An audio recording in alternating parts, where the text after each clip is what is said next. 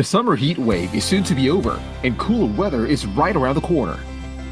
While the hot season is coming to an end, homeownership comes with a never-ending list of projects. Getting your home maintenance projects done timely can be tricky, especially when you're enjoying the outdoors.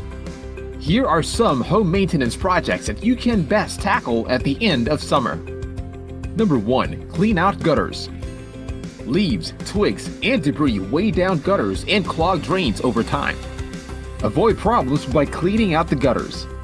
At the same time, check for loose joints, corrosions, or bent downspouts. But be careful on that latter. Number 2. Update deck and fence.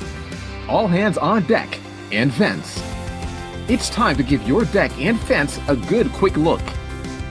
Use a power washer with the right amount of water pressure to remove dirt buildup, debris, mold, mildew, and more. Consider staining or painting to change your deck or fence facade. Number 3. HVAC system repair and maintenance. Your air conditioning system works hard during the hot summer months. Changing the air filter every 1 to 3 to 6 months will reduce strain on your AC system. Cleaning your HVAC system, clearing drainage lines, and testing the thermostat function are some of the things you can do, or hire a pro to do it for you.